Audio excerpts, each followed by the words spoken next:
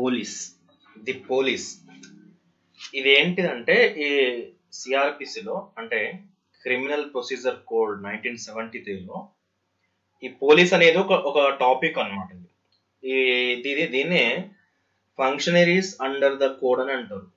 దాంట్లో చాలా ఉంటాయి, పోలీస్ అని, ప్రాసిక్యూటర్ అని, డిఫెన్స్ కౌన్సిల్ అని, కోర్ట్స్, ఇట్లాంటివన్నీ కూడా మనకి జనరల్ గా ప్రిజన్ అథారిటీస్ ఇట్లాంటివి. అందులో ఈ పోలీస్ అనే ఒకటి టాపిక్ అన్నమాట. ఇది షార్ట్ ఆన్సర్ కూడా వర్క్ అవుతుంది ఇది.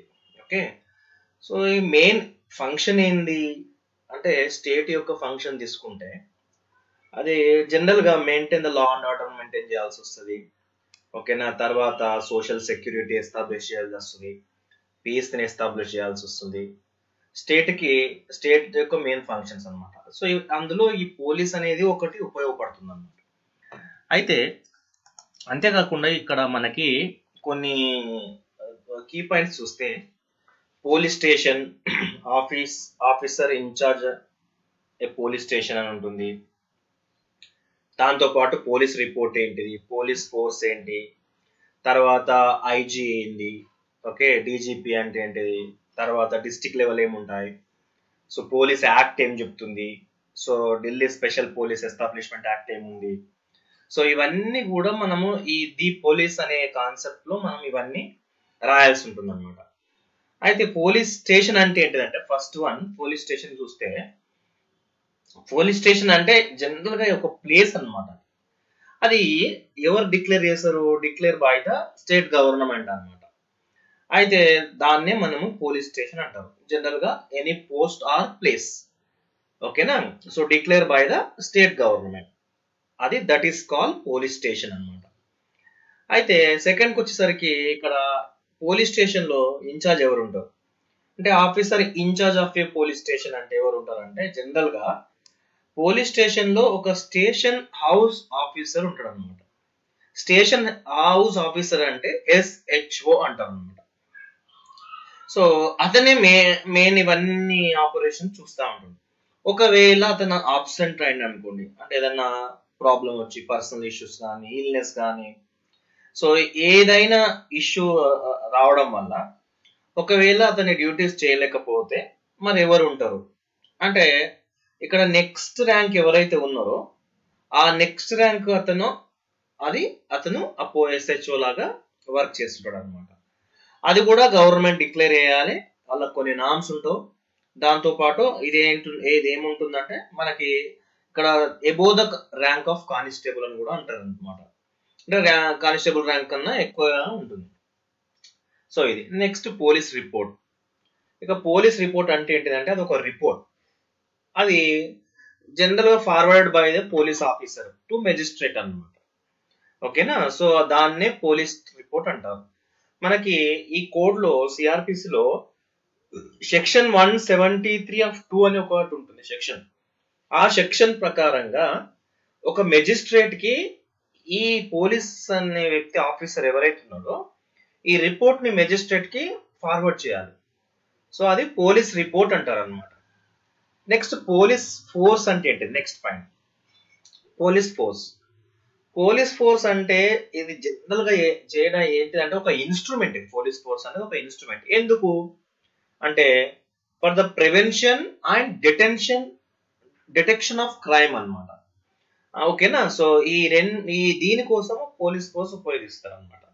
ఏంది, for the prevention and the detection of the crime. So ఇవి అంటే ఏదైనా మనము జనరల్ గా సో ఈ పోలీస్ ఫోర్స్ ఎప్పుడైతే ఉపయోగిస్తారు, సో క్రైమ్ ఎక్కడ జరుగుతుందో అక్కడ ఈ పోలీస్ ఫోర్స్ అనేది జనరల్ గా ఉంటుంది అనమాట. అంతేకాకుండా ఇది ఏం చేస్తుంది, ఈ సిఆర్పిస్ లో ఈ కోడ్ ఏం చేస్తుందంటే సో ఈ కోడ్ అనేది configure with powers of the police force అన్నమాట.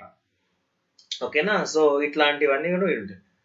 ఇంకో విషయం ఏంటంటే ఇక్కడ పోలీస్ యాక్ట్ 1861 లో దీని గురించి క్లియర్ గా చెప్పబడింది అనమాట. ఈ పోలీస్ ఫోర్స్ అనేది దేని కింద ఎస్టాబ్లిష్ చేసిరంటే ఒక స్టేట్ గవర్నమెంట్ కిందనే ఎస్టాబ్లిష్ చేయడం జరిగింది అనమాట. అయితే ఇప్పుడు ఈ పోలీస్ ఫోర్స్ లో ఏమేమి ఉంటాయి అంటే సో డెఫినెట్ గా నంబర్ ఆఫ్ పోలీస్ ఆఫీసర్స్ ఉంటారు. అంతేకాకుండా దానికి సంబంధించిన వాళ్ళు ఉంటారు. సో ఎప్పుడు ఏదైనా అంటే time to time state government decide చేస్తుంటది అనమాట ఇది. సో ఇదంతా దేనికి వస్తుంది, పోలీస్ ఫోర్స్ కిందకి వస్తుంది. ఇక నెక్స్ట్ వచ్చేసరికి the inspector of general police, ఓకేనా. సో లేదంటే ఇక డైరెక్టర్ జనరల్ ఆఫ్ పోలీస్ అని కూడా అనొచ్చు అనమాట. అయితే మనకి ప్రతి స్టేట్ లో ఒక అడ్మినిస్ట్రేషన్ ఉంటుంది. ఆ ఎంటైర్ స్టేట్ కి, ఆ ఓవరాల్ అడ్మినిస్ట్రేట్ కి వీలే ఇన్ఛార్జ్ ఉంటాడు అనమాట. అట్లనే డిస్ట్రిక్ట్ లెవెల్కి వచ్చేసరికి జనరల్ గా డిఎస్పీలు ఉంటారు. సో డిఎస్పీలు అంటే జనరల్ గా డిప్యూటీ ఎస్పీలు ఉంటారు జనరల్ గా. అయితే డిస్ట్రిక్ట్ వచ్చేసరికి ఎస్పీలు ఉంటారు. ఎస్పీ అంటే superintendent of police. So general గా ఐఏఎస్ ఐపీఎస్ అంటారు కదా, ఐపీఎస్ క్యాడర్ వాళ్ళు ఇక్కడ ఎస్పీలుగా ఉంటారు అనమాట. సో వీళ్ళు ఏం చేస్తారు, వీళ్ళ సబ్జెక్ట్ ఏంటి, వీళ్ళ ఏంటిది ఆబ్జెక్ట్ ఏంటి అంటే సూపర్విజన్ అన్నమాట. ఏం సూపర్విజన్ చేస్తారు అంటే ఎంటైర్ డిస్ట్రిక్ట్. సో మెజిస్ట్రేట్ ని ఇది సూపర్విజన్ చేస్తారు అనమాట. Supervision of the district magistrate. District magistrate అనగానే జనరల్ గా కలెక్టర్ కూడా అందులోకి వస్తుంటారు అనమాట. సో ఇక్కడ ఏంటంటే రిలేషన్షిప్ ఇక్కడ ఎక్కడ ఉంటుందంటే రిలేటెడ్ టు, సో దేని ప్రకారం అంటే క్రిమినల్ అడ్మినిస్ట్రేషన్ సైడ్ మాత్రం చూస్తారు అనమాట. ఓకేనా. సో క్రిమినల్ అడ్మినిస్ట్రేషన్ సైడ్ ఈ వీళ్ళు సూపరింటెండెంట్ ఆఫ్ పోలీస్ లో వీళ్ళు సూపర్విజన్ చేస్తూ ఉంటారు అనమాట. సో జనరల్ గా ఏంటంటే ఎవరైనా ఉన్నా సరే ఎవ్రీ పోలీస్ ఆఫీసర్ అనే ఏం చేస్తారంటే ఒక పోలీస్ ఫోర్స్ ని అపాయింట్ చేస్తుంటారు. చేసి ఎందుకు, జనరల్ గా other than inspector general of police and district superintendent of police అన్నమాట. సో వీళ్ళు ఏం చేస్తారంటే receive the certificates in the prescribed form, so by venue of which is vested with the powers and functions కావచ్చు, powers కావచ్చు, privileges of the police officer అనమాట, ఏదైనా కావచ్చు అనమాట.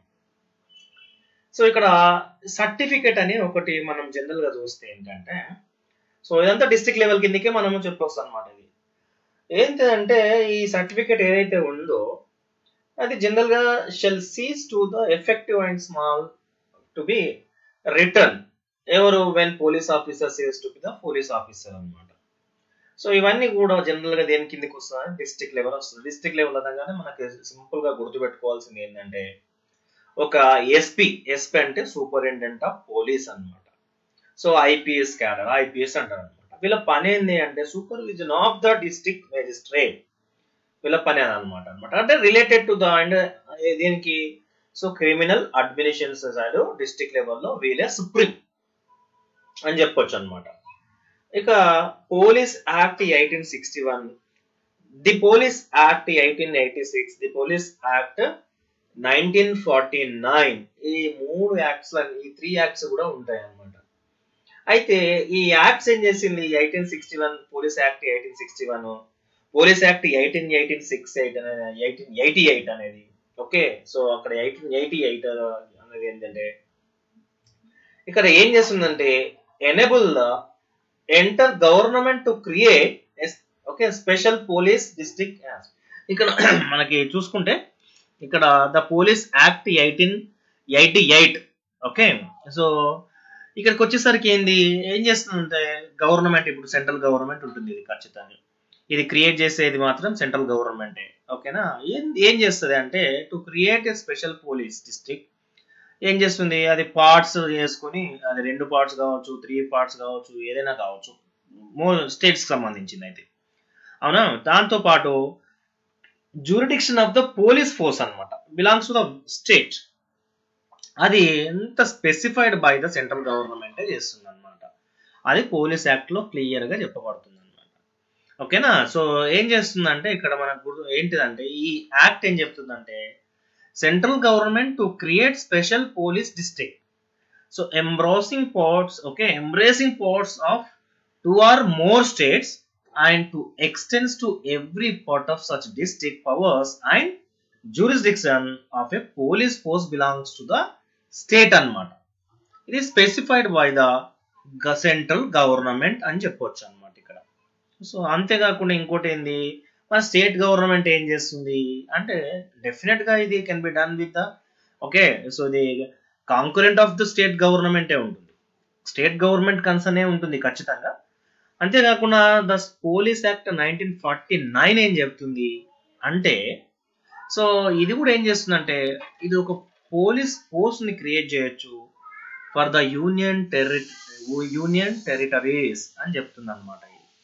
ఓకేనా. సో అంటే ఏదైతే యూనియన్ టెరిటరీస్ ఉంటాయో దానికి మనకు ఒక పోలీస్ ఫోర్స్ క్రియేట్ చేయడం ఎట్లా చేస్తుందంటే, అప్పుడు ద పోలీస్ యాక్ట్ 1949 ప్రకారంగా జరుగుతుందని చెప్పొచ్చు అనమాట. ఇక్కడ స్పెషల్ గా ఒక Delhi special police establishment act అని ఒక 1946 అనేది ఒకటి ఉందన్నమాట. దీంట్లో ఇదేం చెప్తుంది, ఇది ఏం ప్రొవైడ్ చేస్తా అంటే, సో డెఫినెట్ గా ఇది కూడా ఒక స్పెషల్ ఫోర్స్ సంబంధించింది. సో దాంతో పాటు investigation of certain specified offences సంబంధించింది ఎక్కడ యూనియన్ టెరిటరీస్.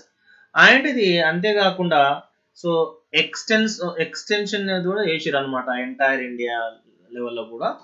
సో ఇది జరగడం అనమాట. బేసిక్ దీని ఏం ఆబ్జెక్ట్ ఏంటంటే, సో ఈ Delhi special police establishment act 1946 ఏం చేస్తా అంటే, so provides for the constitution of the special force in Delhi, okay, for the investigation of certain specified offences in the UT అంటే యూనియన్ టెరిటరీస్. ఇది main object, main agenda of this act అని చెప్పొచ్చు అనమాట మనం. So ఇది short answer కింద the police అనేది సిఆర్పిసిలో ఉంటుంది. So thank you.